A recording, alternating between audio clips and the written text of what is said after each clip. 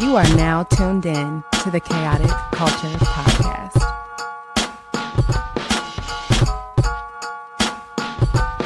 It's the KKP on your mother flipping airways. Hear the name ringing through the halls and the stairways. You were listening to a pod that can segue. All the latest topics guaranteed to fill your headspace. It's a safe place to voice your opinion. Say what you feel just like you're a kid again. Kid to pro and friends black as obsidian. Chaotic culture, that's the world we living in. So what's the word?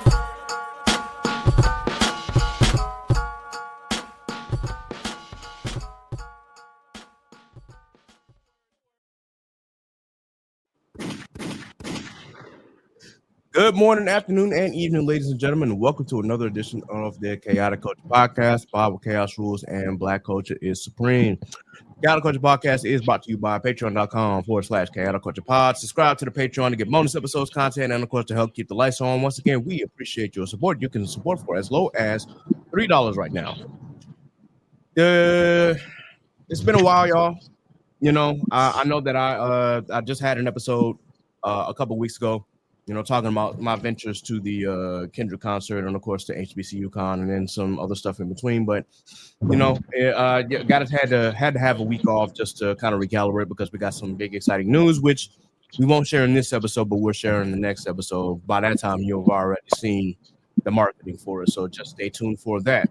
But this podcast will deep dive into modern Black culture and how millennials and Gen Z and Gen Alpha can navigate the crazy parts from finances, Black business highlights, Black professionals, community, content creators, home ownership, HBCU, sports, Black nerdom, anime, wrestling, and especially Black music. If it encompasses Black culture, of course, we are going to cover it. Live from the 410, I am the host and the creator of the Chaotic Culture Podcast. This is your boy, Ked the Pro, a.k.a. the Calculator Millennial, a.k.a. the Encore Presentation. Can I get an encore? Do you want more? A.k.a. your favorite toxic adjacent king, Ked the Poet, Ked the Closer, all that good stuff. 843 is me, Baltimore's the place to be. Always chaotic, never toxic most days, and back again once again with your favorite Black culture highlights and Black culture shenanigans. Today, of course, we got two of the co-hosts in the building. First and foremost, of course, the co-pilot, all the way in Florida right now. Shout out to the boy Law. Law, please go ahead and give your introduction, good sir. Yo, what's good, family? It's your boy Law, aka Schmurder, aka Ant. Or if you know me and your family, Lawrence Anthony or Little Anthony, whatever you want to go by. It's good to be back. It's been a little minute, you know what I'm saying? Doing a lot of traveling between Florida to Virginia and back to Florida. So I got back to Florida in April and just been road running, trying to learn my job and everything, and just, you know, explore the community down here. Interesting fact, there's this anime space down here called Black and Jacks. I think that's what it's called. But it's like a clubhouse for, I guess, everything Black nerdom and anime down here in Jacksonville, Florida. So anytime y'all get the chance to come down here, we definitely can hit that up because I've seen a lot of what's the word? Anywho, you know what I'm saying. Is it yams, bro? Is it the yams? Nah, it's not even the yams. Okay. But it's the idea, the promise. A lot of promise. A lot of promise. Okay, we'll go with that. Well, welcome back, Law, man. We appreciate you pulling up, man, as always. And then, of course, the instigator himself all the way in Texas, Steve. Yes, sir. What is going on? It is high school Steve, aka the instigator, aka don't call me again because I can never be your X-Man. What's going on, y'all? I am in here and I'm enjoying myself. You know what I'm saying? Feeling good this week. It's been a really good week and ready to get this thing going. You know, Ked gave us some good news, which we'll discuss later. But you know what I'm saying? I'm ready. Definitely excited, man. Listen, I've been tapped into the gym again, and I can say, like, I mean, outside of like my physical requirements, but like the extra that I've been doing has just been doing dividends, man. I'm talking about energy levels super high. Waking up each morning just feeling energized, man. It's been a really good kick. So I'm looking to take this second half of the year and go crazy. For sure, man. For sure. I Hey, will big say, poking season. yeah, for sure. I actually started outside of my job where I work or I walk damn near 15, 20 miles a day. I have decided, I gotta put some resistance behind that, obviously, because I'm good as far as like walking and whatnot. I'm keeping, heart rate and things are good of that nature. My weight is still in a good position, but it's definitely time to like actually get back into the gym because with the job that I work, my schedule's just been kind of all over the place. So now that I think that I'm going to be on the schedule at least for the remainder of the year, it's like, okay, I ain't got no excuse. Now I can get back into my routine for real, and get back to doing what I was doing, man. Energy is still good for the most part. Sleep schedule is off, obviously, because y'all know I work graveyard shift, 3 p.m. to 3 a.m. Goodness gracious, it's not fun, but it is what it is. More power to you, brother. Boy. Oof. Yeah, no sleeping for the week. I'm saying, man, look, most of the time when I have my days off, all I want to do is sleep. Today, I didn't plan on it because I actually fell asleep at a decent time, but I ain't even wake up until like 12:30, 1 o'clock. I'm like, yo, what is going on? And it's not that I'm getting enough sleep or anything, because again, energy levels are fine. It's just, I guess my body needed that rest for that day. Like, yeah, you've been doing a lot, man. So take a well-deserved break for now. For But sure. Man, yeah, that's gonna be hard, especially with football season coming around, ain't it? Yeah. But see, football is a little different for me because I have my Sundays off, so I can still tap into football. I just gotta remember to wake up at a decent hour. That makes sense. So that's gonna be the big thing, is just make sure that I remember to wake up so I can catch football. But it's still it's still good. I'm not Thursday night games. I'll miss, but I don't really care about Thursday night games so much. Peripheral, and then the occasional Saturday night games, maybe. Especially if it's a good, if I know it's gonna be a good game, I might be mad at missing that. And if I miss all the college football. I missed all the college football last year because of my schedule, and I was 9 a.m. to 9 p.m. During that year, so I'm just like, I'm gonna miss it again this year. Man, That's what it is. But other than that, I can't complain, man. Look, my mental health is actually pretty good. Again, got hit with some exciting news, and I'm in a good spot right now. I can't do too much complaining. This, outside of aches and pains from job and whatnot, I'm still, putting in work and trying to make things happen. So that's really all I can do is just move forward. makes sense. Man, what's with it? Yes, sir. Steve, what about you? Mentally, I'm good. I'm so as far as everything that I got going, Wake the Dead has wrapped up writing and stuff, and we're on our final chapter recording episode, and we've been with the acting coach, Gary Gray. So shout out to him.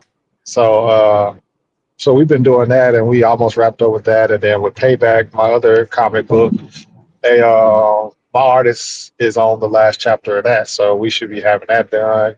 We should go into full publishing. I have a couple of copies or issues of Wake the Dead in Austin, um, at the comic book shop over there. So I'm just trying to expand, man. Like that's really all I'm doing, man. Trying to expand, get myself in bookstores, Books a Million, Barnes and Nobles, whatever I can. Um, and yeah, that's my focus right now. The summer has been peaceful, so I just been chilling. And same law, I've been trying to get back into the gym. I actually started back uh, on Friday, so I'm Okay. trying to get back right. And if y'all know me, I used to be a little meathead, but that's not me no more. And I want to get back to that shit. I want to get back to getting into the gym, but that shit hard once you done fell Yeah, off. man. I'm telling you, like this is week two, day one. So I went a couple hours ago.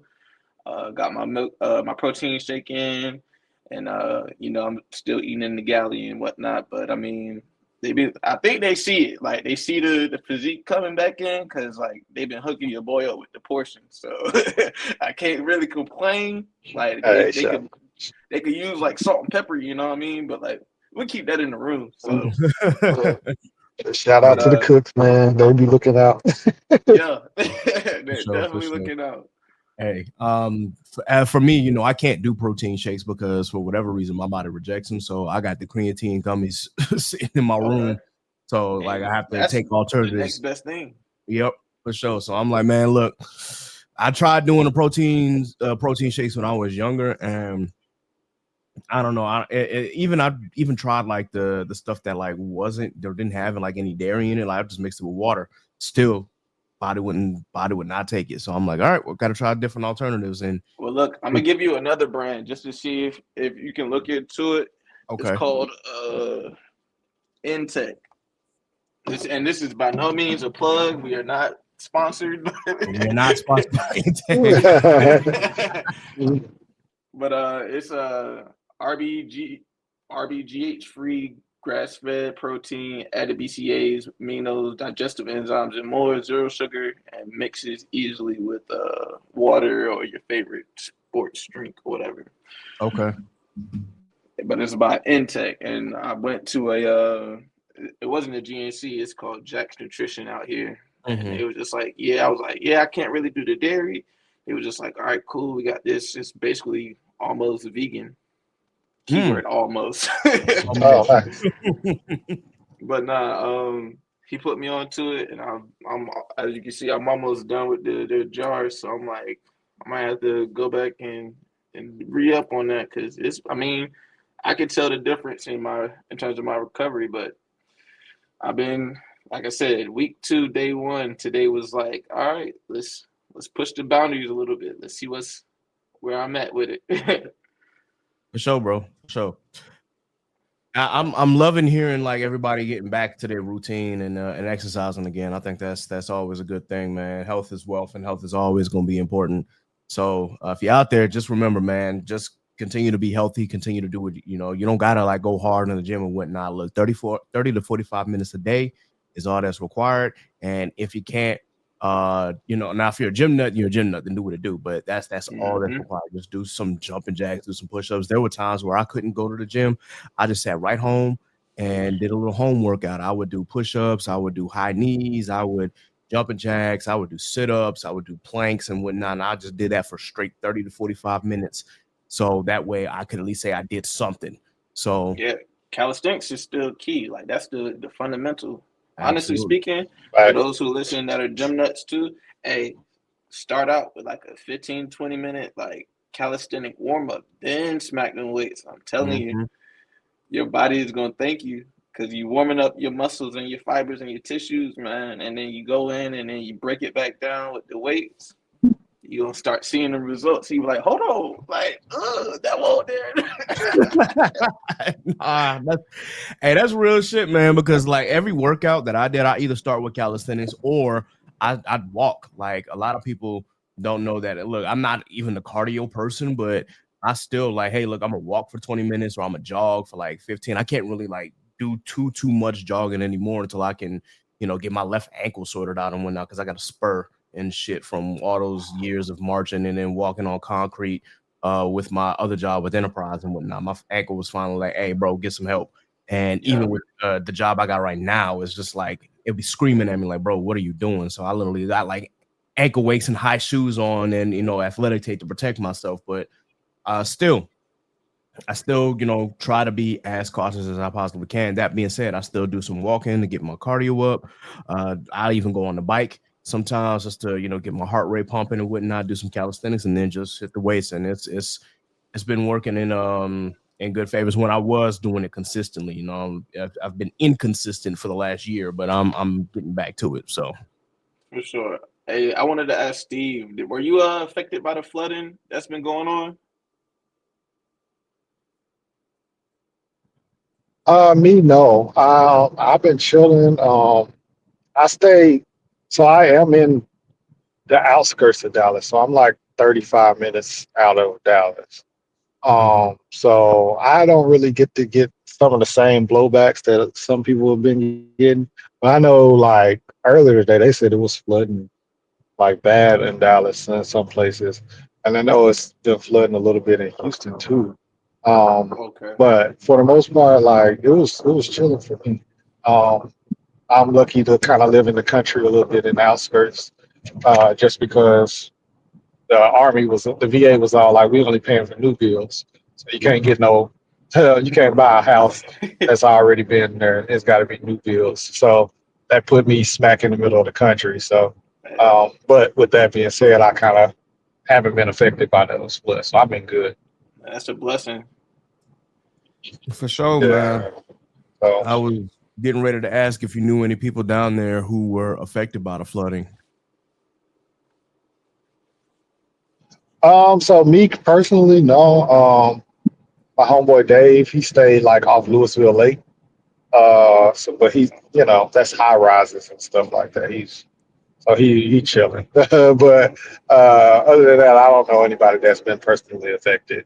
But my prayers are that everybody that has been affected. For sure. Same. Definitely. If you live in that area that has been flooded, of course, our prayers are with you. Also, let us know if there are any organizations that are helping out. That way we can shout them out here because we want to be sure that we put those organizations at the forefront to let them know that Texas does have help. Granted, we know the cuts to the National Weather Service and NOAA. We already know about that, and that's a whole other topic for a whole other discussion. That being said, we know that during these times, we want to be sure that people are being helped as much as they possibly are. So if you are aware of any organizations that we need to put on the forefront, so that way people know and have these resources, please feel free to hit us up and let us know so that way we can broadcast it on this podcast to be sure that the people of Texas that are in the Texas Hill Country area get the help that they need. With that, I have a question before we get into like some current watches and some new anime that have popped up, because that it ties into the announcement that we have, but that again will be a next episode. But still, did anybody watch or hear this new Drake song? What did I miss? Obviously nothing because I haven't heard anything of it. Okay, well, as excluded from this, Steve, have you heard the song? Not entirely. I heard like little clips and stuff like that, but there's not very many Drake songs that I'm checking for, to be real. So yeah, last Drake song I've listened to in entirety was like First Person Shooter. That's because I like J. Cole. that really wasn't even Drake, and even then, I don't even think I listened to it entirely. Once J. Cole stopped rapping, the song is over for me. So like, out of there, but yeah, I get you. yeah, I can't remember the last time I listened to a full Drake song, and it's just I know over time he just didn't grow. I grew as a person, and he didn't grow as an artist. So for me, it did. Yeah, it didn't affect me. This is what I preach every episode, man. I'm like, yo, Drake has not grown as an artist, man. Like it might be cool for whatever his target audience is, but in my opinion, if you are like my age or older and you still think that obviously you like what you like, you may not be like the deepest hip hop fan, and this just might be something that you like. So I'm not gonna say, that if you like Drake, something's wrong with you or anything. No, obviously I used to be a huge Drake fan too. Until after Scorpion, then it was just kind of like, what happened to the game I love, man? Like, what is he doing? I felt like he's not growing, but he's still making songs about sneaking into girls' cribs. Nigga, you're 40. Like, who house are you sneaking in? You know what I'm saying? Like that's weird. That's kind of why I'm sitting here like, when I listen to some sexy songs for you, I said this exact same thing on that episode. I was like, look, one of your lines is talking about one of these girls is sneaking out of her mama crib. I'm like, Drake, what woman are you talking to that's still sneaking out her mama crib? Aren't you about to be well, in reality, you about to be 39 this year. What are we doing, dude? Like, come on, man. That's just not for me. It's not.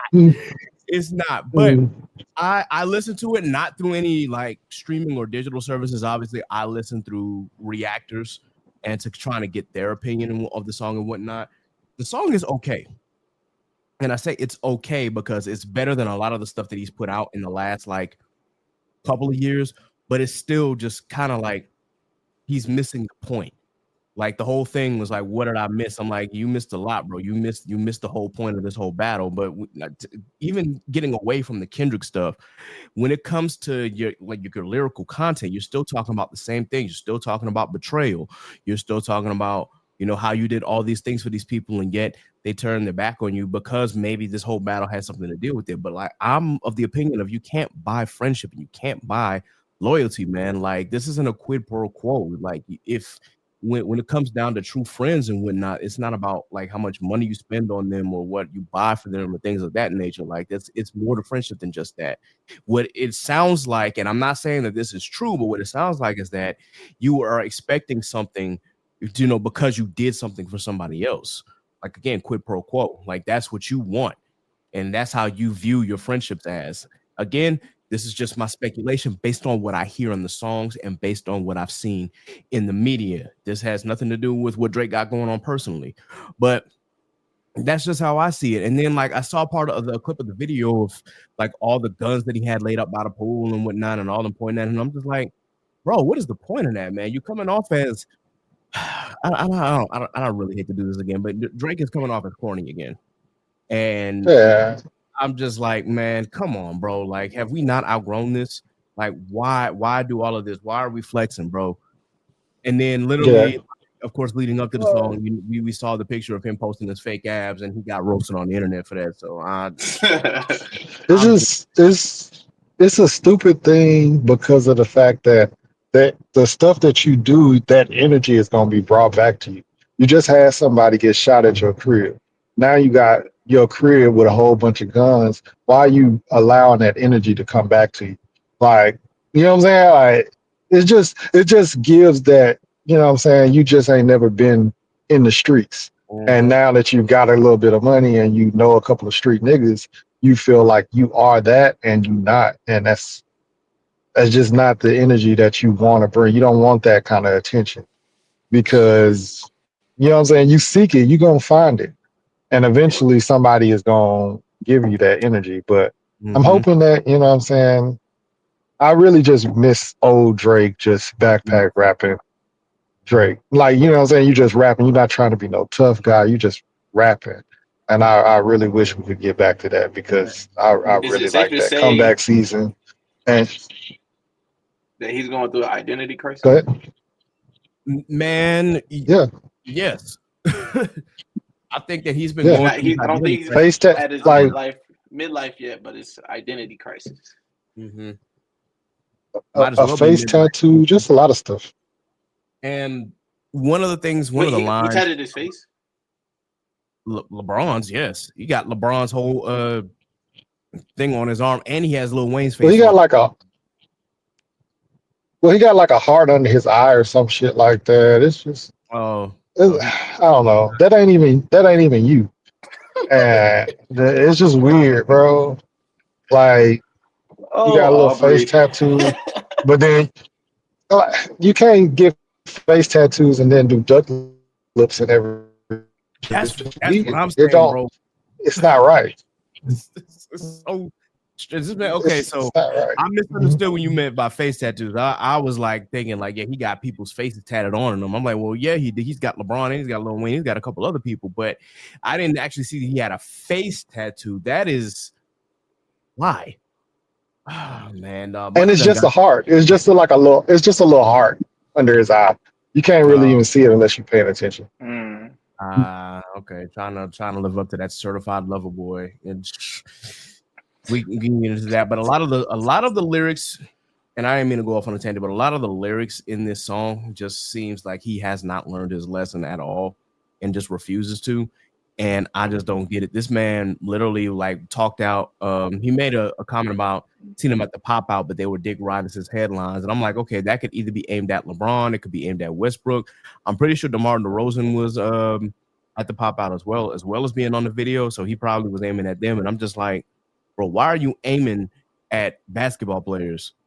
Like, instead of at the people that you should be aiming at. But that's neither here nor there. I think They they can't rap back. yeah, they can't rap, but they're not going to rap back. But at the He same pulled the time, bully I'm willing to move. pay. He ain't gonna really see him. I'm like, listen, DeMar's from Compton. Russell Westbrook, nah, leave them niggas alone. Whatever you and LeBron got going on, especially because he said in the songs like they used to like look at girls together, and I don't know, there was the whole thing with academics saying that LeBron was quote unquote cheating and whatnot. It just, and I don't know That's why lame too. that's lame. Yeah, that's That's lame. lame too. If y'all are doing that, like take that shit to the grave. Like don't do Exactly. that shit just because you got a little issue and stuff like that. That don't mess with somebody's livelihood, their family and stuff like that. Like I get it, you know what I'm saying? He jeopardized his relationship himself if he is cheating. But Mhm. bro, like you know what I'm saying? That's not your place. Don't do that, bro. That's not cool. And that That's just that like tie into the next segment too. Well, one of the other segments that we're getting into, but Oh yeah, I yeah. mean, it's everything with. I mean, I don't know. Hollywood is very, very. I'm gonna call it obtuse right now. Hmm. Like you just look at the trajectory that everybody's on, and it's like I don't even want to call it growing pains. It's like some people need to be phased out, and the people that need to get their flowers need to get their flowers. No, that's a good point. Um, for me, it's just like again going back to the point of don't don't expect to buy loyalty. Like that's not how friendships work. And Nope. granted, these folks went to a concert. I mean, LeBron plays for the Lakers, and DeMar's from Compton. Of course, they were going to this damn concert. And with Drake being mad about that and whatnot, I'm not saying that Drake can't, express his grievances and whatnot, but it's the same thing. It ties into the same topics that he was talking about in the previous albums with other people. If more than a few people find, quote unquote, betray you, chances are you might be the problem, bro. I'm just saying, like, facts. if it's one thing, then it's a one off. Okay, fine, but it's multiple people. So at this point, it's like Drake. There might be something that you might have to look at inward, bro. But a lot of people, for whatever reason, I mean, they're not gonna do that. And I guess when you are a narcissist, because this shows signs of narcissism, you're not gonna look inward and see that, hey, maybe I actually do have a problem, which is I think why Drake's music doesn't hit the same way, because it's like, bro, we want to hear about your life, we want to hear about your growing pains, we want to hear about things that have affected you outside of friends turning their back on you, quote unquote. Like we want to hear about some shit that you struggle with. Talk about your alcohol addiction, talk about your gambling addiction, talk about, I'm not expecting to miss the morale, but like talk about the shit that's been plaguing you, bro. Get that shit out. Like that's what makes artists when they're able to talk about these things. But when you I don't, mean, but yeah, my go bad. ahead. I didn't mean to interrupt. No, I was just gonna say, but when you think about it, what can he really write about outside of the fact that he's lost money from people that he had within his camp? Because you can only rap about the grassy but so much. Yeah, I mean, to Ken's point, he could rap about his own life, and I think that's what makes it look worse when the Pusha T's and the Kendrick did diss him because you were hiding so much stuff instead of talking about your personal life. If he was already putting that shit up on Front Street and talking about those type of things, those disses don't hit as hard because exactly. it's like, okay, we already knew that. You know what I'm saying? But you want to hide stuff and try to keep this perfect image or whatever, or a cool image like you the flyest nigga in the room type shit instead of being real and authentic with your audience. And then that affects you when you get dissed and niggas is pulling out all these skeletons out of your closet. Mm-hmm. That's really what I'm getting to, man. It's like just be real. Like if he had talked about, you know, the struggles of fatherhood and how he's trying to balance that, then maybe Euphoria wouldn't hit as hard. or even before then. Maybe if he had actually, talked about his son previously beforehand, then and not tried to use him as a rollout, then maybe Pusha T's diss the story of Adidon wouldn't have hit the way that it did. So it's to Steve's point, like when you try to hide shit instead of like being open and honest about what's going on in your life, then unfortunately when your skeletons get brought up, folk are just not, they're not going to look at you the same way. And I'm not saying that Drake isn't going to sell, because it's Drake. At this stage of the game, the name is too big to fail. He's not going to fail. When he drops this album, he's going to sell 1 million records. Like it's guaranteed he's going platinum. The problem is, are we going to care anymore? Are your old fans going to care anymore? Is that sustainable from this point forward? Because if you don't grow as a person, you're going to leave out more fans. I'm pretty sure if you're 45 still talking about the same shit and trying to appeal to 19-year-olds, they're going to be like, yo, what the fuck is this shit? That's what I'm seeing, because I just don't see that being sustainable for the next 5 to 10 years. So that might be why he's also trying to get into streaming too, which we'll get to in just a second, because we definitely got to talk about that and some of the people in streaming and what kind of money that we're looking at from them. But in any case, that's all I wanted to say. The song was all right. It's for me, if I was the rated, it's a light 6 out of 10. It's nothing crazy. It's got a nice little beat. The production is crazy on it. There are some hype moments. It's just the lyrical content, once again, is just like Z's. I'm not impressed, Drake. I'm not impressed. Somebody was hyping up this little one bar that he had because he flipped the TLC line, talking about Rick Ross, and I'm like, okay, that's not the first time TLC lines got flipped like that. They sound like Fabulous wasn't doing this back in the day. Why are we so impressed by this? Again, that's maybe just me, because I listen to a lot of hip hop. Maybe to the average fan who doesn't listen to hip hop, or the average white fan, they might see like as an amazing bar, or that it went over your heads. I'm like, no, it didn't. This ain't no need to dig deep into that line. This is a shallow bar. But I'm just saying. In any case, that's all that I had. Any other comments? Yeah, if this next album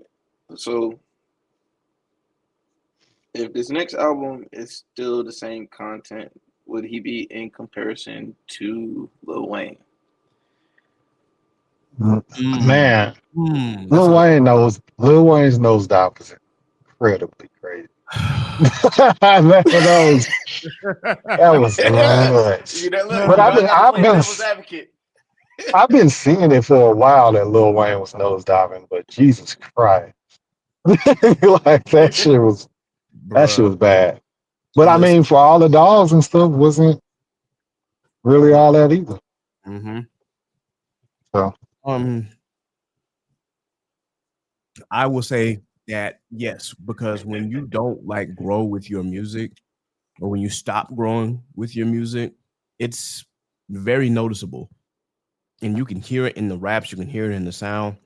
So I would say yes, this turned out exactly like Lil Wayne, because I can tell you when we did when we talked about Wayne's albums, when we were actually ranking them and whatnot, and how they like hit a high, and then after that they just progressively got worse with like a couple spots here and there. We said that, I know that y'all gave the Carter 4 a high ass grade, and I couldn't do it because I was like, that's not the Lil Wayne that I grew up with.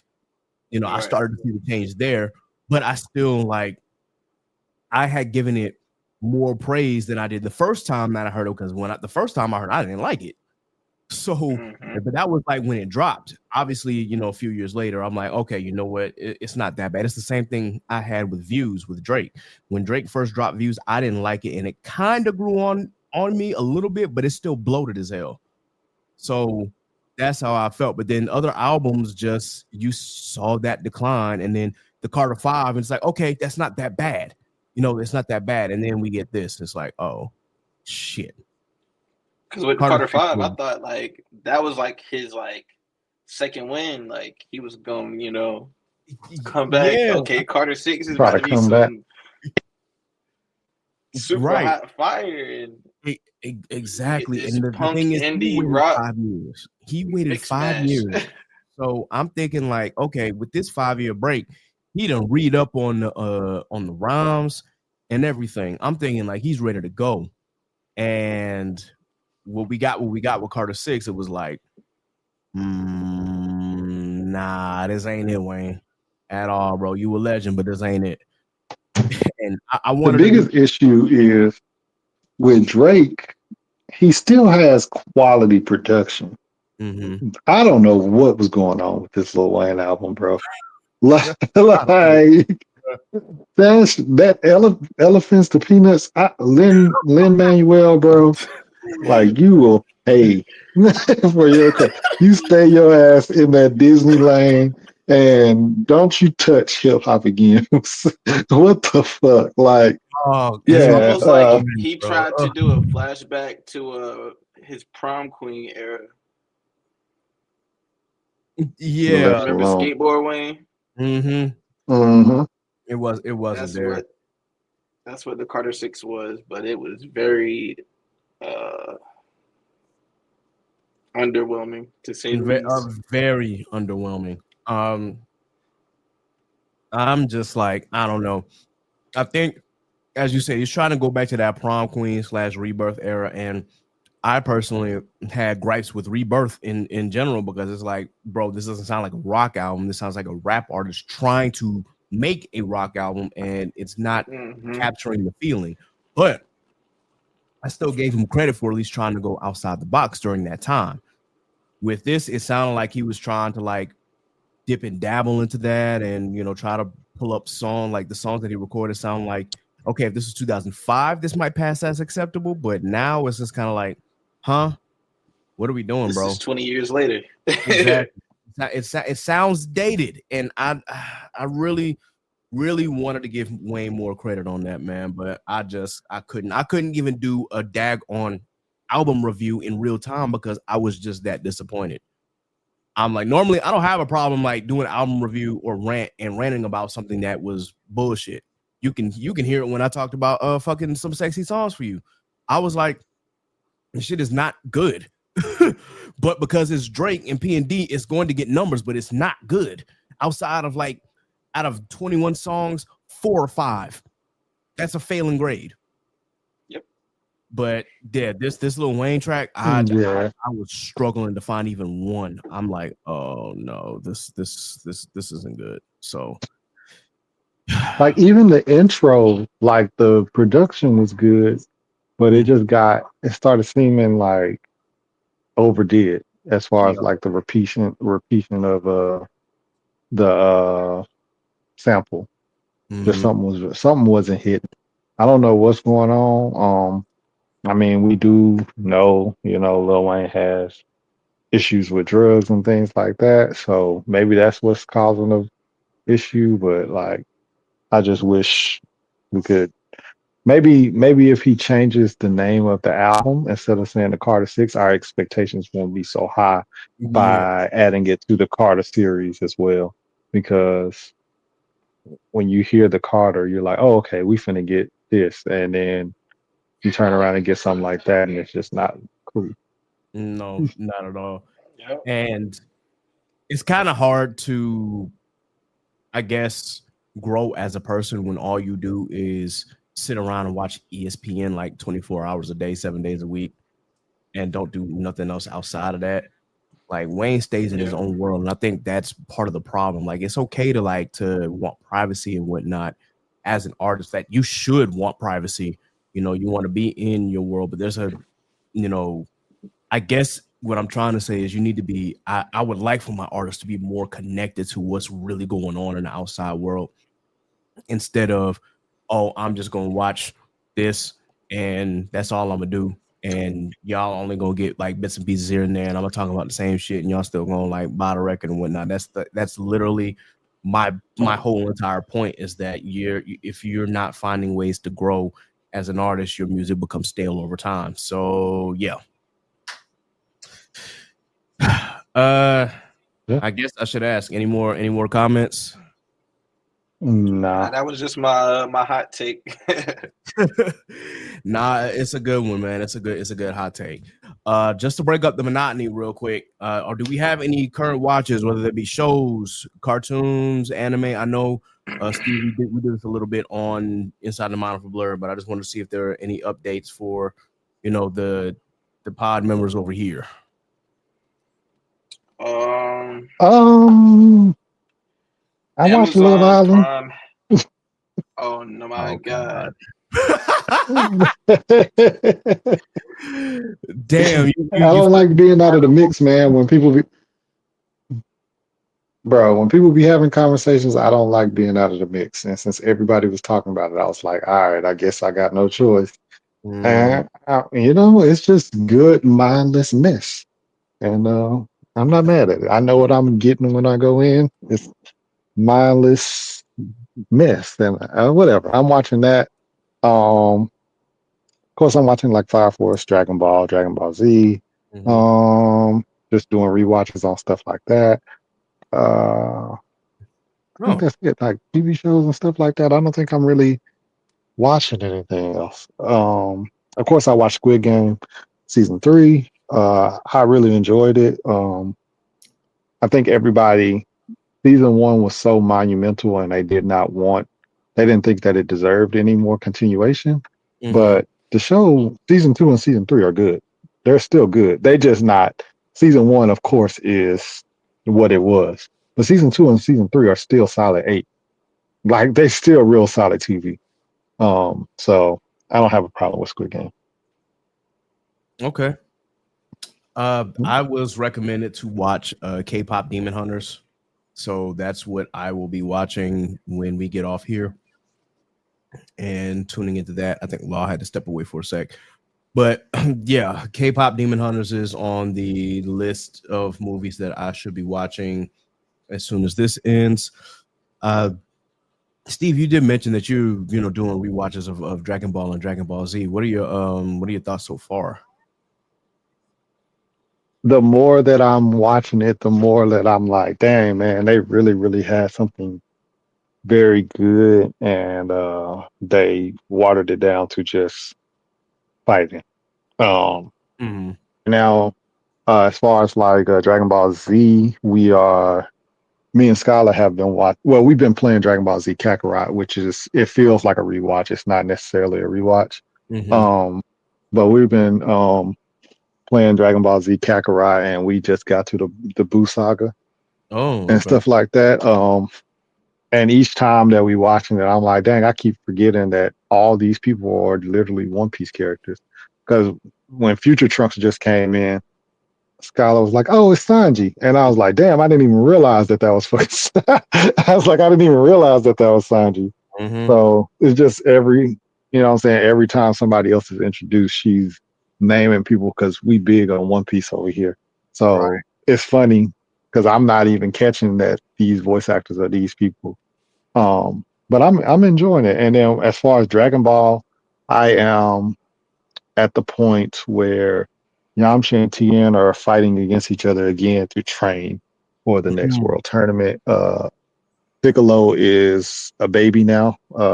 His seed has finally came, and he's like a little kid wreaking havoc. So that's where I am with that. I'm on, and Goku is training with Mr. Popo right now. Okay.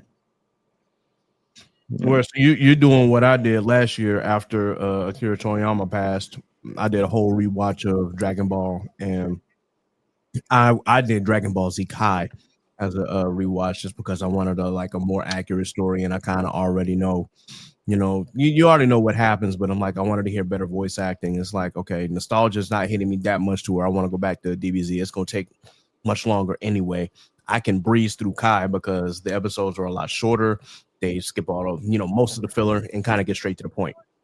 So I stopped. I didn't go to the Buu saga when I did the Kai rewatch. I stopped after, Cell and whatnot. But I am going to watch, the final chapter because I do want to kind of see like the differences in, I guess, the production outside of like script changes and whatnot, and actually try to pay attention to that.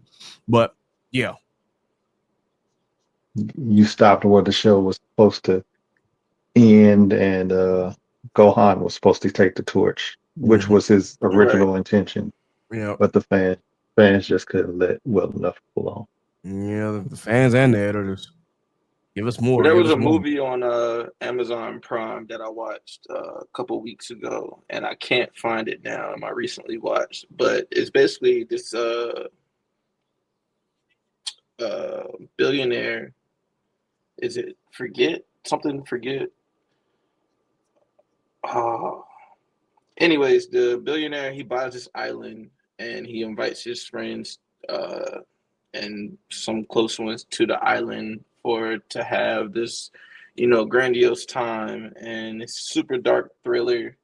Um, that was a good watch. I think it came out last year. It's the dude from Magic Mike, the Channing main Tatum. character. Yeah, Oh, you watched Blink Twice. Blink Twice. Blink Twice. That's what it was. I could not think of that That's a to good movie. save my life. Pretty good movie, Um, bro. I just watched the first episode of Don Da Don. I watched the first episode of I can't say the whole thing, so I'm gonna just call it Gatchy. um, You looking Oh talking about? forward yeah, to the yeah, rest of yeah. the one more time. You say you talking about Gachi Akuta? Yeah, I Okay, can't pronounce it, but I got that's you, why I bro. I said I got just you. call it Gatchy. But that is going to be a dope anime. Looking forward to the rest of the episodes of that to drop. Um, something else I watched. It was on Netflix. Oh, Yaiba. If you're Hmm. on Netflix, was it Yaiba Sword Masters, something like that? And to all the people that are true name fans, don't don't drag me through the mud. I work, I watch my shows, and I go to sleep. Nah, that's fair, bro. That's fair. We ain't going. If you butcher the names, don't worry. Look, there's some Japanese names out there that I'm still just like, huh? How do you say this? So, look, I had to before I even watched Gachi Akuta, I had to like actually research how to actually say it hmm before because I didn't want to butcher. That's just how much I would respect the series because I know that the manga is really, really good for what I've been told. And I watched the first episode and I was like, yeah, okay, I'm locked in. I want to see where this goes. It's really different for an anime, but I'm definitely like interested to see where they take it. Definitely. Looking forward to Kaiju number 8. Um, I think that's on the 19th, right? I Don't quote me on that. I want to say yes, but let me see. Kaiju number 8. I know 8. Sakamoto Days is coming up here in Yep. a couple weeks as well. So like, yeah, July is just on, and then there's some other stuff like slice of Mm-hmm. life stuff that I'm interested in looking into and seeing what just other artists have uh, to portray to the masses because we're just waiting on One Piece to drop is like waiting for your paint watching paint dry. Nah, I feel it, bro. I feel it. Speaking of One Piece, I meant to update Steve on this, but I'm literally at where am I at?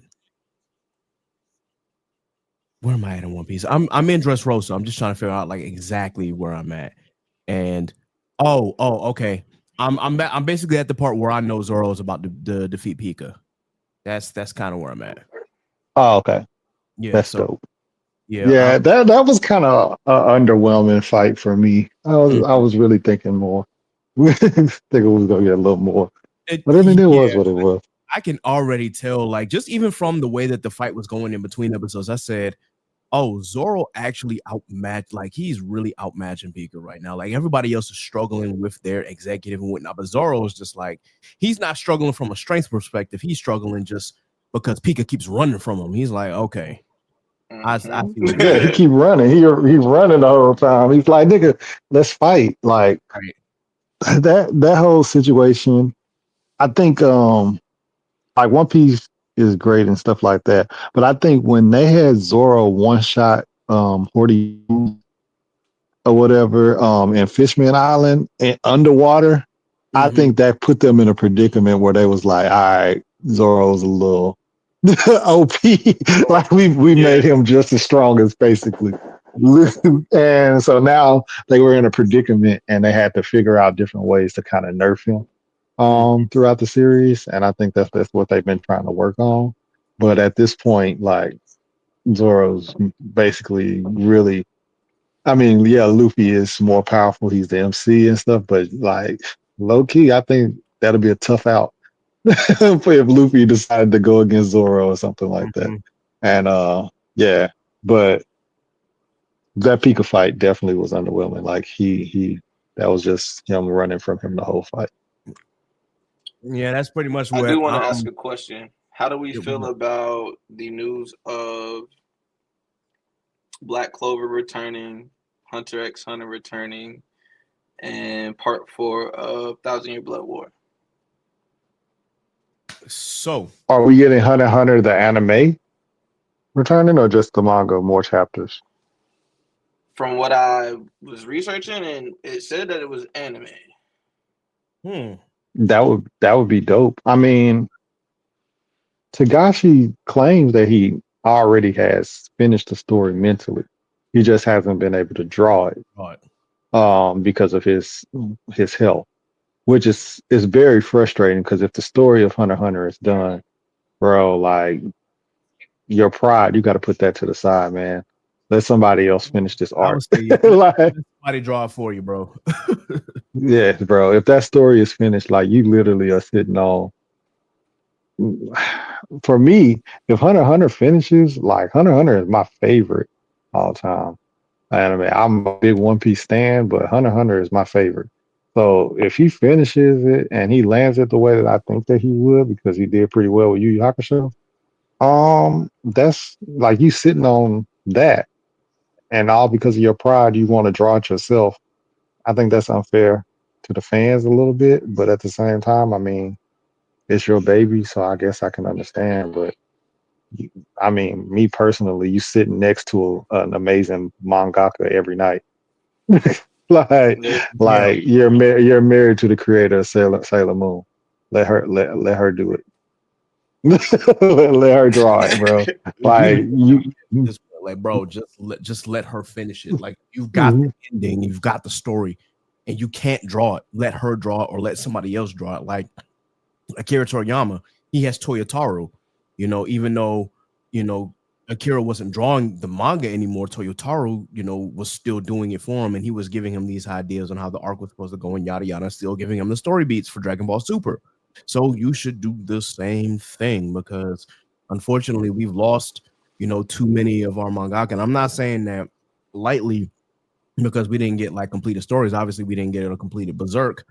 We lost the mangaka for that, but it's just like if you know that your health is in jeopardy because of what you've been through, and I want you to get more help with your health, but still, have someone just draw the story for you. It's I think it's simple, but I'm not gonna pretend to know what goes on in mangaka culture or Japanese culture because there might be more to that than just that. For sure. But that was a Hunter X. What about Black Clover? I stopped watching the Black Clover anime because I wanted to finish reading it.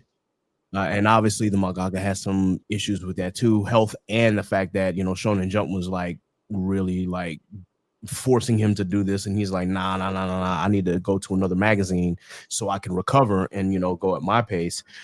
The manga, we're approaching the end, but you could tell it's all over the place. That being said, I am looking forward to the return of the anime because I'm gonna go back and try to watch episodes that I might have missed. I already know what's gonna happen, obviously, but I'm still gonna try and back up and watch those episodes so that way I can be along for the ride. And of course, I'm really psyched for Bleach. Like I'm ready for that shit. We've already gotten so much more in the anime than we did in the manga chapters for this last arc. So I'm ready for how Kubo really wants to end this story. Like I'm damn sure looking forward to it. So I can't wait for Bleach to come back. Shout out to the animators too, because what they did, like just putting pages to animation, they pay them. Make sure they get paid. Cooking. So yeah, can't wait to see part 4. And I'm just looking forward to this. Yeah, I'm not a big Black Clover guy. Well, I've never watched Black Clover at all, and I'm not super heavy on Bleach. I've watched it. I know enough to know what's going on, but I don't know enough to be caught up on Bleach. But as far as Black Clover, I haven't watched any of it. All I know is that Asta is part of the Black Bulls, and that's all I really know. Well, look, I'm not going to tell you to sit there and watch all 18 seasons of Bleach, but like if you start at like the beginning of doing it 1,000 Year eventually. Blood War, Oh, I was just going to say, because I mean, well, well, I did it I for plan One on Piece, doing it eventually. Yeah, filler because and all, but like like, go ahead, my bad. oh no, I was just about to say I normally just like after a while, like with those longer running shows, that's like I kind of make it my comfort show. So it's like as I'm cooking breakfast or getting ready for bed or something like that, I just let like 5 or 6 episodes play until I'm invested into it. And then that's kind of how I've been doing it. Low key, I mean, I was telling Kid and them, I had never watched Dragon Ball. I've seen Dragon Ball Z and Dragon Ball Super and Dragon Ball GT, but I had never watched Dragon Ball at all. So this is my first time watching it. So it's just one of them things where I'm just like, okay, it's gonna be a couple of shows I'm just gonna let run so I To can be kind of caught give up you on it, so I can be enough. a better understanding of like the artistry too, just how like he went from being in the jungle to now being one of the probably, if not the most OP main character in the universe, with Vegeta and everybody else following up behind him. Yeah, facts though. Um, and that is just one of them things where I just like I said, even the same with like how I'm watching Love Island because I don't like not being a part of those conversations. There are times where I know what people are talking about with Bleach because I know like a lot of stuff, but I don't know the ins and outs. I don't have a great understanding. So sometimes when y'all be having conversations, I'd be upset because I don't know. I want to be a part of those conversations. So that's that. Naruto, I haven't watched Naruto past the pain arc. And then that's where I stopped. Yeah, so like there's a lot of stuff with Naruto I still gotta watch. And like I said, I know a lot of the characters' names. I know enough from, spoilers and stuff like that. But at the end of the day, I don't, what I'm saying, know enough to where I can drive a conversation, if that makes sense. I got you. Yeah. That's crazy. I didn't realize that you didn't finish Naruto, man. I just didn't realize that. Yeah, man. I'm very secretive about it. I don't want nobody yelling at me. Well, all right then. I there was something else that I wanted to talk about as far as like watches and whatnot, but I think I got stuck because I said Bleach. I had talked about Gachiakuta. What else? I watched of course the first episode of the second season of Dandadan. To Be Hero X. I caught up, but I'm in the middle of the second newest, the latest episode. I'm in the middle of the latest episode with that. Absolute gas. Well, oh yeah, bro. We preach the praises of To Be Hero X on this podcast and on other podcasts. It is a great show. So I gotta catch up on that before the night is over. And outside of wrestling and whatnot, there was something else that I watched this weekend, but I couldn't put my finger on it. But if it's important, I'll bring it back up. Oh, we watched Ironheart. We watched Ironheart. Yeah. We completed Ironheart, and yeah, that's all I'm gonna say about that. I will probably have an episode later trying to discuss the manosphere and, of course, the what do you call those reactors that just like that react just for the sake of reacting and not actually doing any media literacy? I can't think of the actual name for it, but in any case, Trolls.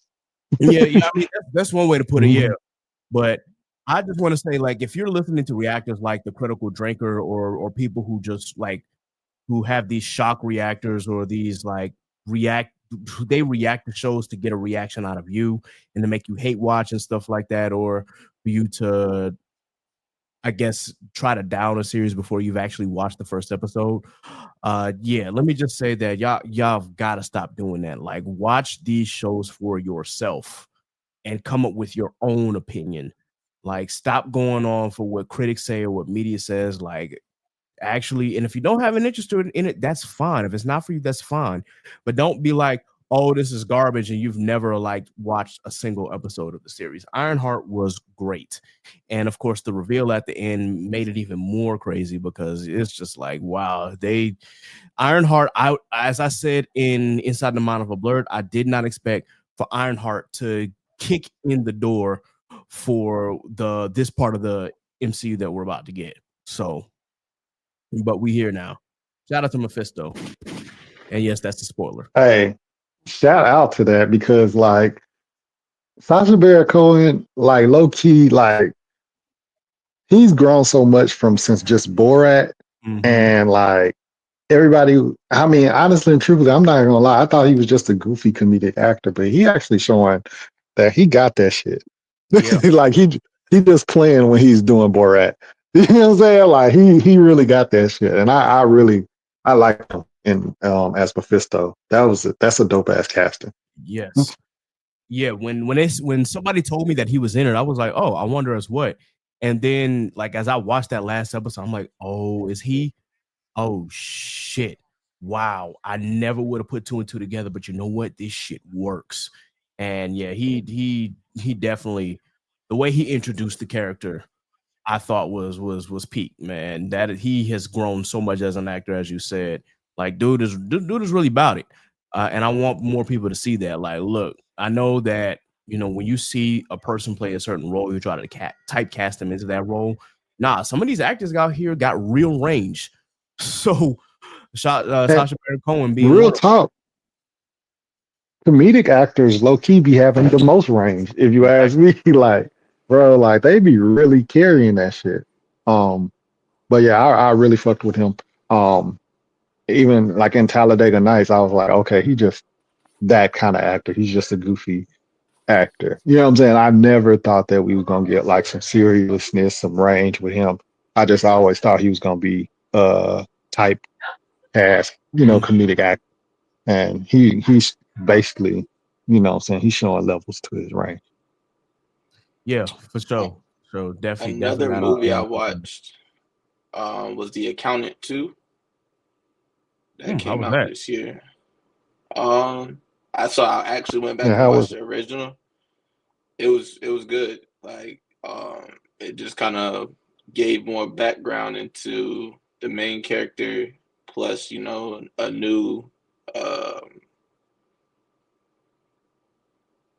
new plot for the threat and everything. So it was or for the antagonist and everything. So it was worth the watch. I'll say that.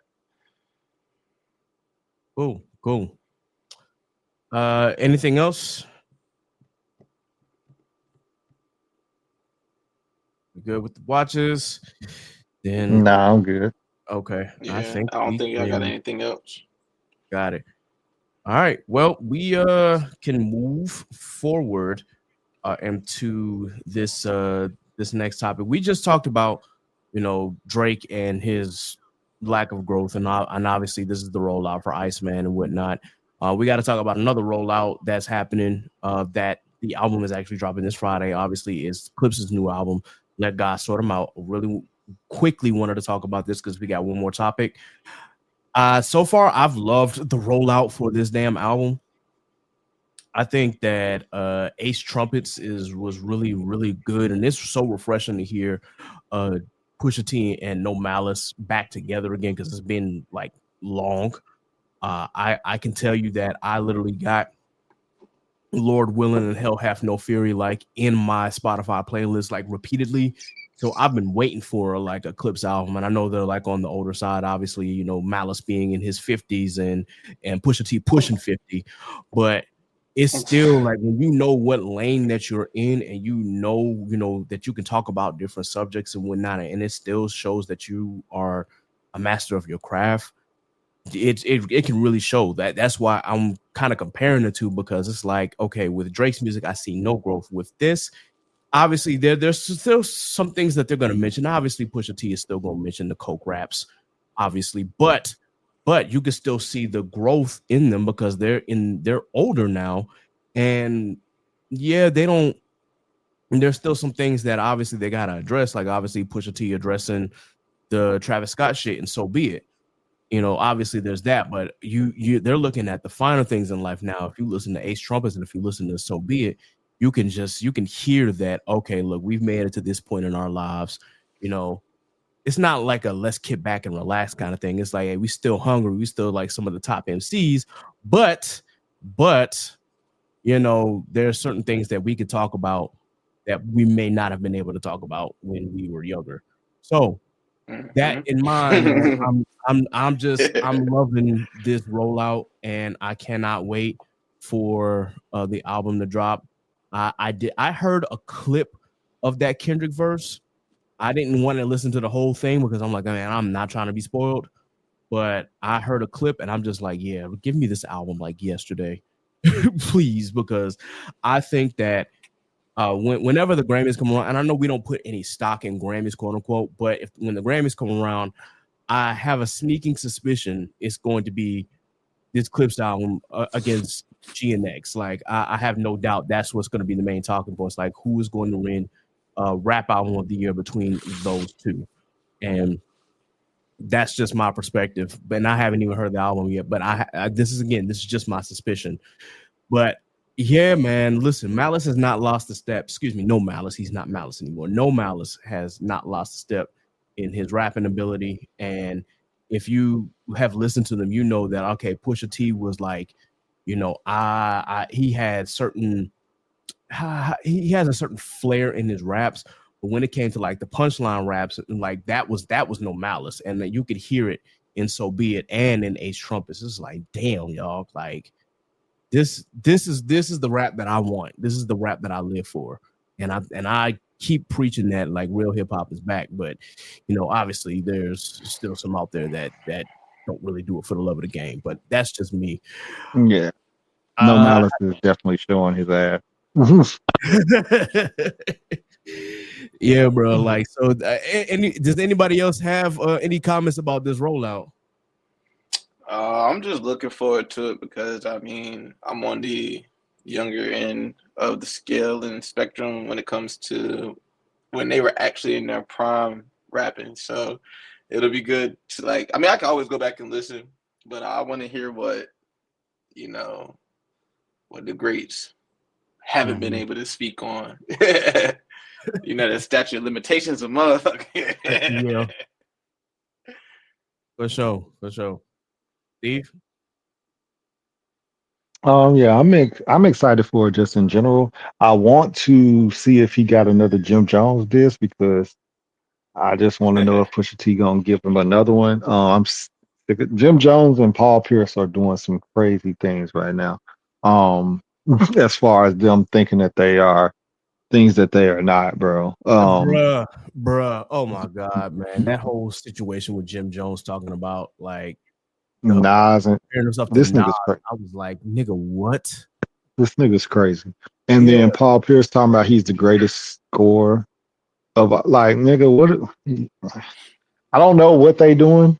I don't know if they had a meeting together, but Paul Pierce has lost his mind. Jim Jones has definitely lost his mind. Um, like I don't know what Jim Jones is on as of late. But I mean, you're supposed to be cocky and confident, I guess. Think that you're the best, but like it's blasphemy. And Paul, Paul Pierce, act like he did not play with Kobe Bryant, Tracy McGrady, Allen Iverson, Kevin Durant. Like he acting like he didn't play with them, talking about he the best scorer. Like that's a whole different conversation. But like you play with them, you know damn well that you're not a better scorer than they are. Right. But yeah, but I mean, it's what it is. Them two niggas is crazy. Yeah, for sure. I've been like, man, Jim Jones, bro. Is it the drugs, bro? Is it the crack? Like, what is it, man? Why are you comparing yourself to Is it the crack? Nas, Nasir Jones, bro? Like, I don't know, because I maybe it's just me, but there was a kid on online who was trying to make the argument. This was before like it really started to blow up. This is like at the beginning stages of that whole argument blowing up. But he was just like, man, Jim Jones gave us balling and then he gave us pop champagne. I was like, first and foremost, Ron Browse gave you pop champagne. And second, balling was taken from Max B. But that's listen, only hip hop heads will know that. So still, I'm just like, and then he talked about somehow, I don't know, that's what he grew up on and whatnot. I was like, bro, and when we found out what his age was, like, bro, you were 3 when Ballin dropped. You wouldn't know shit about that. Yeah. and then it's like when we talk about in the age of rap, obviously Nas was out before Jim Jones, but they're closer in age than you think. Like Nas is like 51, 52, and Jim Jones is like 48. So they're not like that much apart as far as age, but obviously they rapped in different times. Nas came busting through the scenes in 92, 93, and then you got Jim Jones, who of course came along with Dipset, but still, I'm just like, why are y'all making this argument, bro? Illmatic is considered one of the greatest hip hop albums of all time, if not the greatest hip hop album of all time. And then we listen to not all of Nas's discography. He's got more hits than he has misses. So, yeah. And granted, even those misses, I'm willing to take some of those misses over what Jim Jones has dropped in the past. Like, listen, I won't go as far as say I would take Nostradamus over anything Jim Jones dropped. I will still take a lot of his shit over what Jim Jones got. So there's that. Yeah, I'm not a Jim Jones guy. This is ridiculous. Like it's just dumb what he doing, bro. Like yes, Jewels and Cam and like you're not even the best in that crew. I was gonna say, let alone. Did they not learn from the verses? Bro, clearly not, bro. Bro, like Kiss literally killed, and then he was saying that he was like better than Styles P, and Styles P was like, bro, like I'm not trying to be personal, and I'm not even gonna try to attack you, but he said we're not in the same league, nigga. Like, and it's just, what are you doing? I don't understand. He took a shot at Pusha T a long time ago, and now he's taking it. I mean, he was battling Jay-Z back in the day. So Jim Jones has been himself, you know what I'm saying? But this is getting crazy. Yeah, like it really is. Yeah, I don't mean to pivot real quick, but speaking of rap and whatnot, there's one more thing I wanted to get to, obviously, or maybe not as obviously, but I just wanted to mention, of course, this is the first time like the XXL list dropped, and I can name you 4 people on this. I don't know who the other folk are, and I have to look them up, but I can just say that I heard Ian's freestyle, and that shit was straight dog water, bro. Like that, it was not good at all, bro. I'm sitting here like, what the fuck is this shit, yo? Like, huh? This guy made the freshman XXL. I'm just like, no, nah, bro. What are y'all doing over there, bro? What are y'all doing over there? Out of the 10, I could tell you who I knew. I knew Ray Vaughn. I knew Samara Sin. I knew, Jello. obviously, and then Nino Pade. I'm not a big fan of Nino Pade, but I've heard of him. Everybody else is just kind of like, huh? I tried listening to like Laser Dim 700, and I'm just like, where are we going with this? Like, I don't get it. And maybe it's not for me to get. Maybe I am that old man yelling at the cloud now, like, get off my lawn and shit. But no, this I don't get it. I don't see the appeal. But that's just me. How do Yeah, you I'm look at letting it? the young niggas. I'm letting the young niggas have it. I don't want it. Yeah. I'm out of that hip hop range now. Mm-hmm. Once J. Cole and Kendrick and all them retire and stuff like that, I think it's over for me as far as Is, hip hop. I'm gonna stick is to it my safe to say? 2000s music.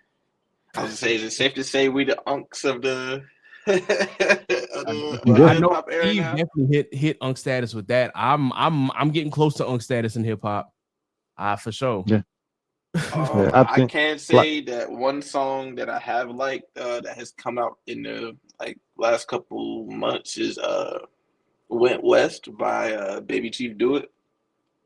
Mm, It's still okay. on the YN spectrum, but I mean, Ah, at least she's, I guess, paying homage to Kanye, which I don't know if that's good or bad. good point. Yeah, I will say that I give everybody a chance, so I am at least going to listen. I've already listened to Samara Sin. I like her. It's also she's the only female on the list, which I think is criminal. But still, she's dope. I like her. And obviously Ray Vaughn, West Coast shit. And that nigga had substance and like he could rap his ass off. Obviously, from the battle, me and Steve talked about this. Like he held his own. And Nino Pade actually talks about substance. It's that rapping off beat shit that I just cannot stand. I'm like, okay, yo, bro, if you can find the beat, then cool. But I I, know that that's the style now because I was like, man, this is like another Boss Man D-Lo, except you might be talking about shit, but I don't find the appeal in that. Like, especially being a percussionist. And man, like if you're not on beat, like why are we doing What this are you shit? doing? I don't understand it, bro. Like them niggas, and I blame Silk the Shocker. You'll pay for your crimes. You started this. you started this. He did. Um, and yeah, bro, like that shit is nuts. He Yeah, and it's got all these other people doing it, and I don't understand how people are listening to it and being like it's hard for me to be like, okay, I'm trying to be open minded Mm-hmm. about something like that. Like I want to be open minded. I try to listen to people, but then when they start doing that, I'm like, bro, no, and I just change it. I just can't. Um, Yeah. as far as the new younger rappers, the only newer younger rapper that I listen to is Cordae. Yeah, But that's respectable, man. Corey is respect. yeah, other than that, like I think it's over for me. Like I'm finna just listen to Stevie Wonder till I meet my sunset. Like it's about to be just Stevie Wonder all day. Everything Hey else man, now is speaking of about which, drilling we and switches and the whole 9 yards and mm-hmm. explicit actions with the opposite sex. I'm like, bro, come on, man. Like, I can't turn this on in front of my grandma. She was like, what are we listening to right now? Like, Yeah. Right. Hey, that's how I be feeling sometimes. But that being said, it's the YN's turn. I guess we'll see if it holds up and if they hold up as artists and whatnot. But I'll tap in and I'll let y'all know what I think of some of these other shits. I'll listen to these other freestyles and see if it's worth it or not.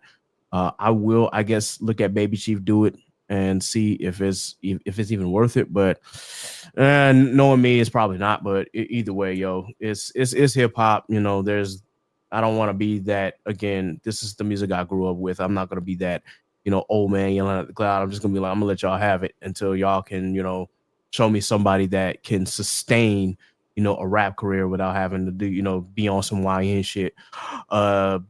With that in mind, we have to talk about we did a poll on the page, obviously, we were saying like which rapper, which blog era rapper should we cover as far as the discography, because we hadn't done a music roundtable in a while.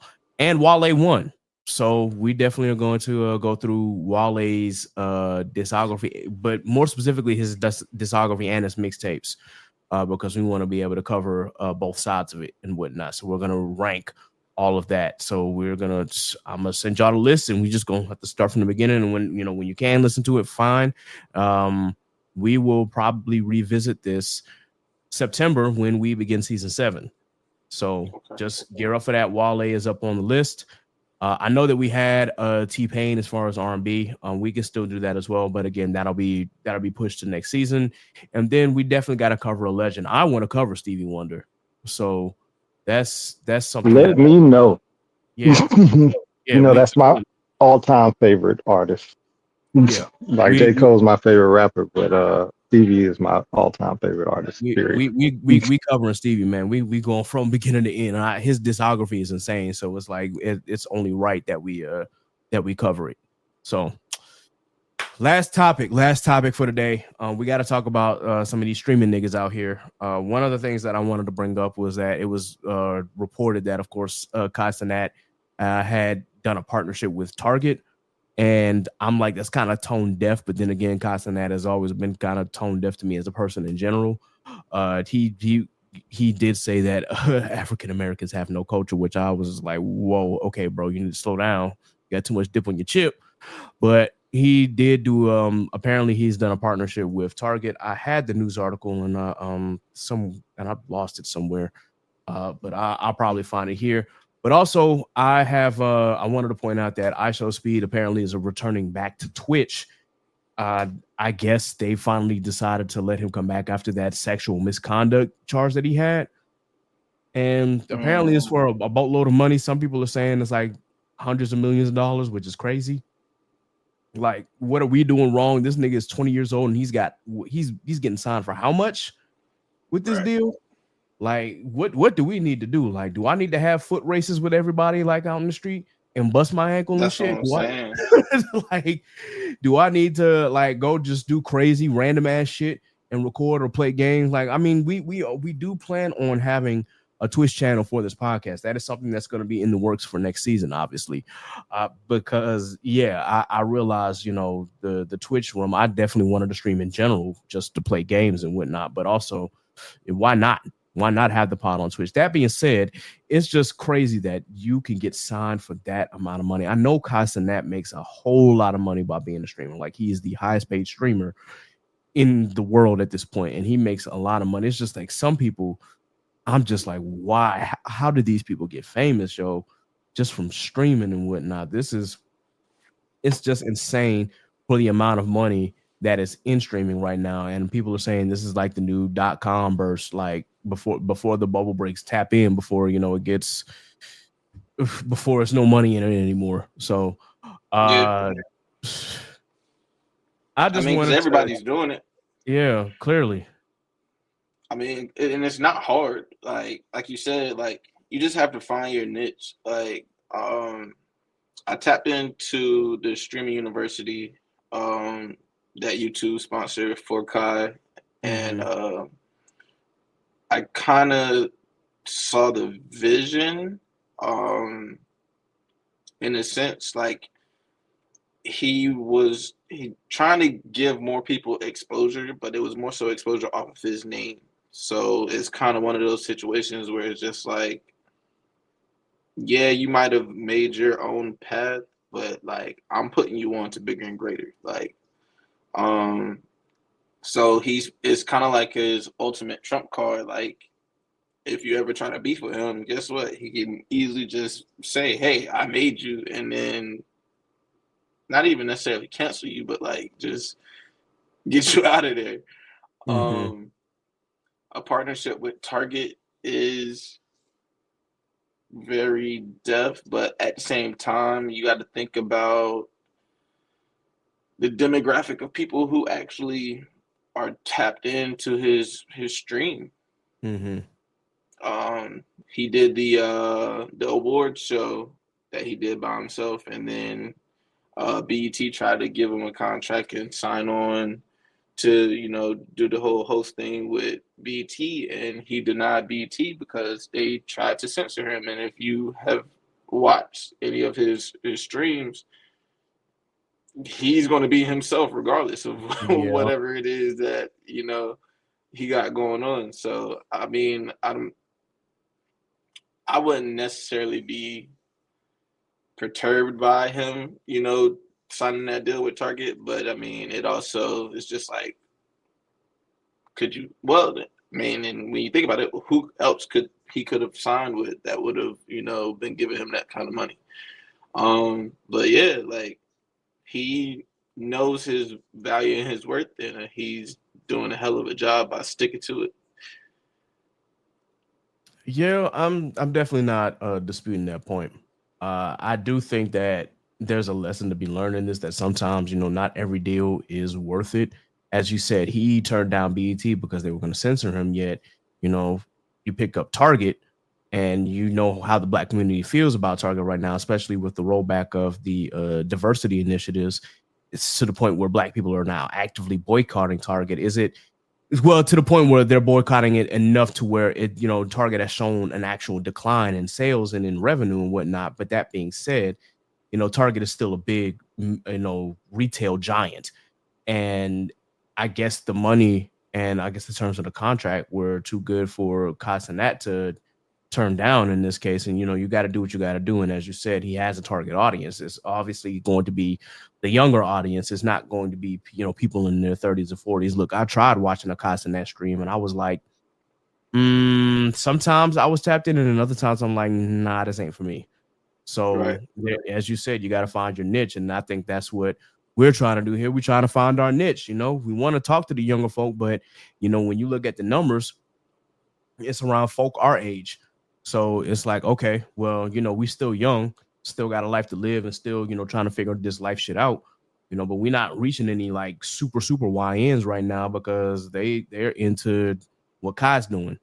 So, Right. but you have to just, we got to find our way forward. That being said, if Target ever offered me a sponsorship, I'd probably be like off the principle just because of who my mama is. I'd be like, nah, I'm good, at least for right now. When y'all can turn back these initiatives and whatnot and do things the right way, then we can talk. But that's my prerogative. That's not necessarily Kai's. That being said, Kai has sidestepped a lot of talks about Black justice and diversity justice. But again, he's a YN. I don't really expect him to know too much. And to be honest, as much as I want my Black folk to speak out against injustices like that, I don't want Kai Cenat speaking out for us. I'm just Exactly. brutally honest. I don't want him to be the one. Like I need somebody with some good common sense and some good knowledge to actually, step to the forefront and talk about the issues that we're going through. Not Kai. Like I'd rather somebody else. And that's just my personal taste and my personal preference. So I'm gonna leave it at that. Yeah, for like you said, bro, like even with you saying like we as Black people have been protesting Target and stuff like that, I'm not sure if the YN niggas have been boycotting Target. You know what I'm saying? So he might be totally oblivious to it because he living in his own space, his own world. And I mean, what is he, 23? You know what I'm saying? Something Like like that. Somewhere around he here. probably don't even realize the seriousness of, you know what I'm saying, everything that's going on. He probably just thinking like, oh shoot, Target gave me a deal, and you know what I'm saying, he's turned down things like BET and stuff like that. But I mean, turning down BET, that's our age. That's not a 23-year-old's market anyway. So he probably was like, I don't need y'all. You know what I'm saying? But Target is something where it's Right. like, oh shoot. And that's just what he went with, man. I honestly and truthfully just don't believe that he Because even guess who probably even, shops at Target? Little young Billy and kid. Johnny's mom. No Mm-hmm. ICs. Who who who are watching his streams. You know what I'm saying? Like, yes, it's Exactly. Hey some young mom, niggas give me watching him, but it's a $50 lot of so I young can kids. sub, so I can bless the sub for Kai. Yep. Which, yeah. So I mean, he did what he did. I don't I mean, see. I never thinking things negatively like that for him. Mm. Yeah, it's he's not reinventing the wheel. He, like I he's said, not. he found his niche and he's sticking to it. And I Yep. mean, I wish them young man nothing but success, but there are some things that he at some point is going to have to. And I mean, I'm not gonna say he completely oversees the plight of black people, because when he has those situations when he's on stream and people try to come up and be what's the word I'm looking for? They try to push a narrative. He just like he shuts it down. So like he's smart enough to, I guess, save face for his brand, for his own brand. But when it comes to the face of black people and our community, I think he needs to wisen up just a smidgen so that, you know, he can actually get, you know, people on board so that it's a equality thing versus a quantity thing. Very true. Very true. Well, I think that this has like been a very productive discussion, and I think it really for us it's important to have these conversations because obviously we see like the money that's going into streaming. We see that more of us are getting into that, and obviously we want the young folk, including ourselves, to be successful. Man, like get it by any means possible, and that is not a we are not sponsored by AMP. I just threw that out there, but I realized I was like, wait, that's the definition of AMP for Kai's brands. But yeah, we are not sponsored by them. This is not a plug for them, but still, by any means necessary. You know, I get it. You know, especially when, as we say, we're trying to find different ways for us as a community, for the Black community, to be successful and whatnot. And this is one of them. Is through streaming. With that in mind, you know, we just have to, again, find our niche and then realize who our target audience is, but also, you know, be smart about things. And at the same time, you know, stand on our own principles and whatnot. So I think it's important for us to do that. With that, I'm still just trying to figure out how in the hell iShowSpeed got that much money and whatnot. I'm still trying to figure out. I'm like, yo, I've seen some of his stuff, and you mean to tell me he's getting this much money just to do random shit? Like, Hey, the video game community makes so much money, bro. bruh, Like, I think Hollywood only makes like 10% of what video game community makes, which is insane. So, I mean, I'm not surprised. That's probably chump change to the video game community. yeah, bro. And It's a huge bag for him. Nah, for sure. And Oh, he's like my bad. 20, so more power to him, bro. But I also think that's why. And I'll close out this argument with this. I think that's why Drake was hanging around all these streamers and shit like that, like Aiden Ross, not only to push a certain narrative and whatnot, but also because he realizes the money in streaming. And if you know how much money is in the video game community and the streaming community, I think he's really like trying to take advantage of that. But still, wow, I'm just like, for at least in Drake's case, I'm just like, I don't want any artist or musician or rapper that's already established to go into fucking streaming. Like, I don't want to see my rapper streaming. I don't want to see streamers rap. That's why I don't like DDG. See, I was just about to ask that. I love T-Pain to death, man, but it's like, dog, you already established. Let somebody else come up, man. You're playing the video game and doing streaming with.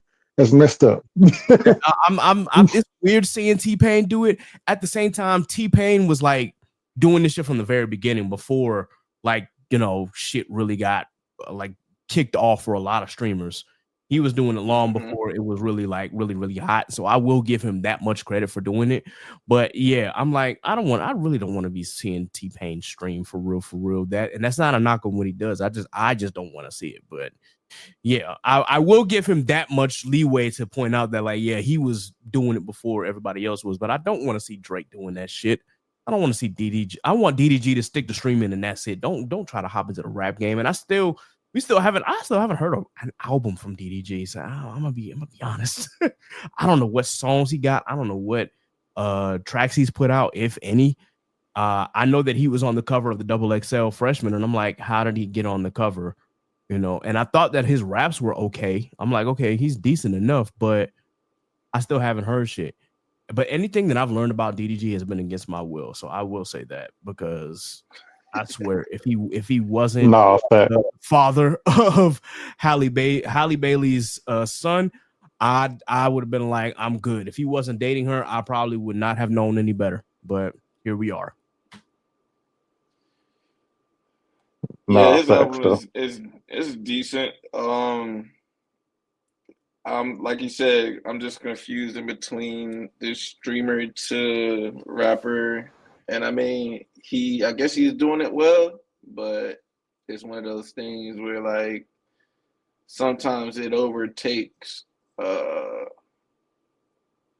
The lines begin to blur at certain points, and sometimes he moves outside as a rapper versus having started out as a streamer, and then when he's on stream you realize that okay, yeah, he does have the stardom as a rapper, but it's not to the caliber that is perceived to be at. Because even when he did the streaming university thing, it was just like you would have felt like he kind of would have moved in a different light. And I'm not saying that he should have like put himself on a pedestal or anything, but if you're gonna be a rapper going to something like streaming university, you feel me? Like put yourself out there in a sense to where you're actually, differentiating yourself from the mass of people that were there, Yeah. So it's just one of those things. You just not even have to grow accustomed to it. Like it's either you tap in, see what it's about, keep it pushing, or you just be like, all right, I mean, it is what it is. Yeah.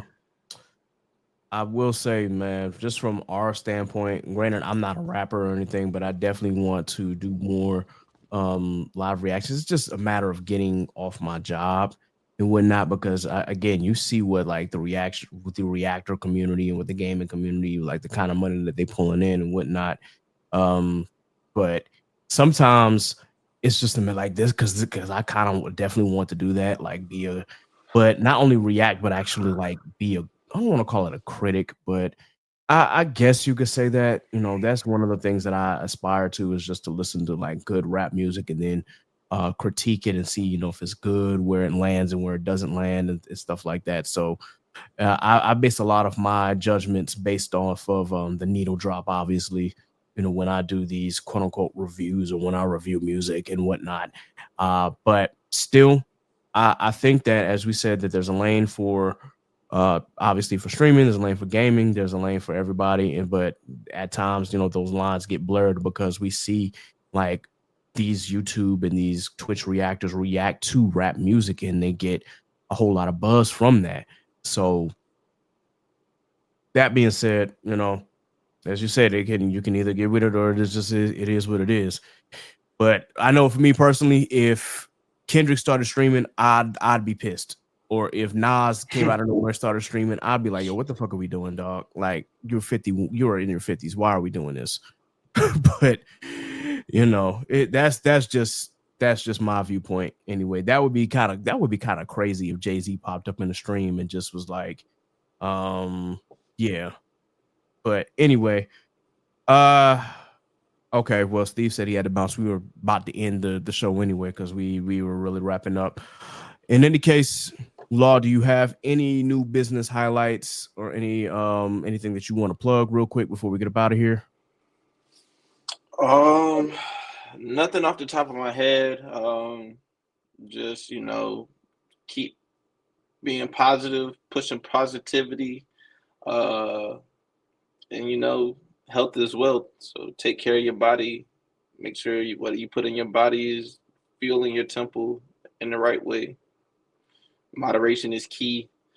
Yep. And sometimes you need to wake up and take your ass to the gym. Yep. It's Absolutely. okay to go in the gym and struggle. That's what it's there for. Yep. But as long as you keep going, consistency is key. For sure, man. For sure. All right. So I hadn't done this in a while, but it's time to do the rundown again. Obviously, we shout out all the podcasts, authors, content creators, artists, businesses that supported this podcast, and of course that we've supported in the past. So for our podcast, of course, obviously Inside the Mind of a Blur, shout out to the gang. Mike Check, Waifu. Once again, shout out to the gang. I know they're doing great things over there. They've really just been running it up as far as seasonal anime. So shout out to them, man, for being able to keep up. Worst Gen and Blanime, aka Anime After Dark. Truth and Transparency podcast with Brother X, the culture scientist, and Mr. Smith. I haven't seen an episode in a minute, so I hope that they're still doing their thing over there. Dad Needs to Talk with Rob, the father of Vash, of course.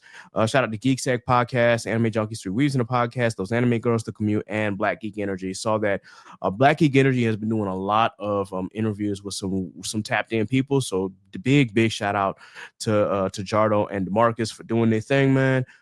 We right behind y'all. We just like to keep things a little more intimate over here, but you know what? We all black nerds, black geeks, and just black people in general. So we definitely gonna tap in with y'all again and bring y'all back because y'all been doing y'all thing.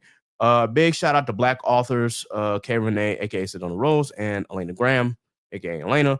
And of course, our black content creators, Off Black Mad with Aaron, Sundari with Erica, Cerberus Entertainment, Tatted Poodle, Dagichi Gamer, Shelby with Simply Janine, Simply Baked, and Roseless Traveled, Strange Keith with Idols to Icons, Toasty Marshmallows, and of course, I said Toasty Marshmallows, Toasty Marshmallow. Goodness gracious. Toasty was actually a vocalist as part of the, it was like a Naruto orchestra. And they came to Baltimore, but I missed it because I had to work. But still, she's been touring the country doing that. And big shout out to her for going out and just, continuously being active. And then, of course, shout out to the Corner Five with Simone, Courtney, Five, Chris, and Sham. I saw Simone and I saw Fi over this past weekend. So big shout out to them. And big shout out to Scuba Steve and Alpha with Blur Mind Productions, even though, Steve had to bounce.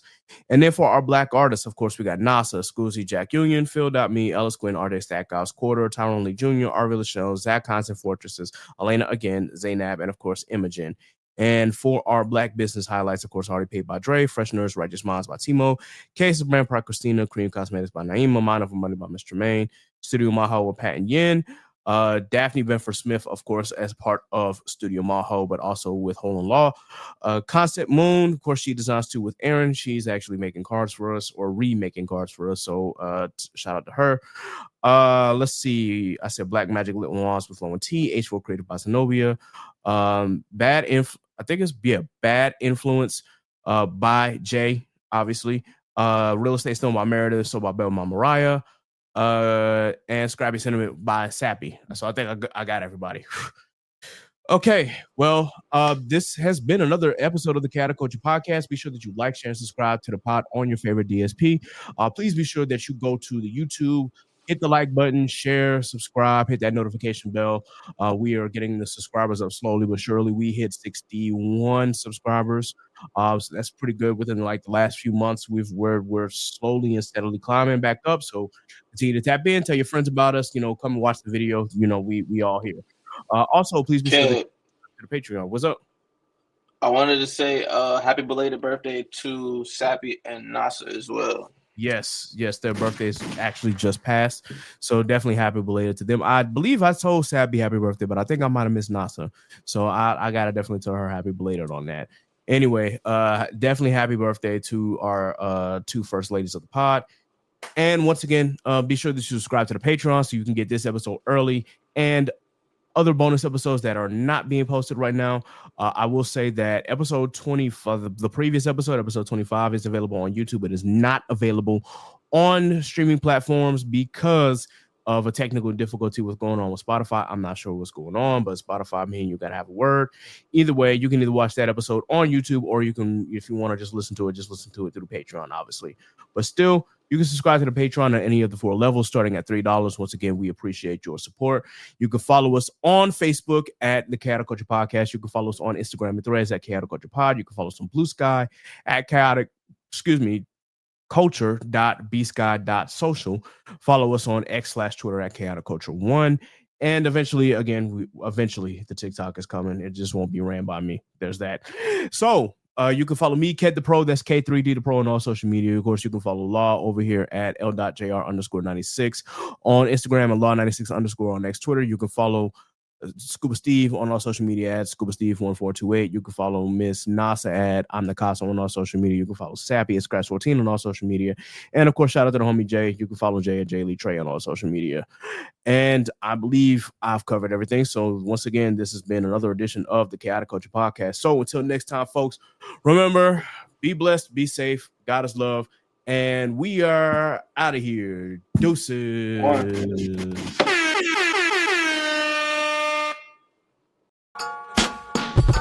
So what's the word? You are now tuned in to the Chaotic Culture Podcast. And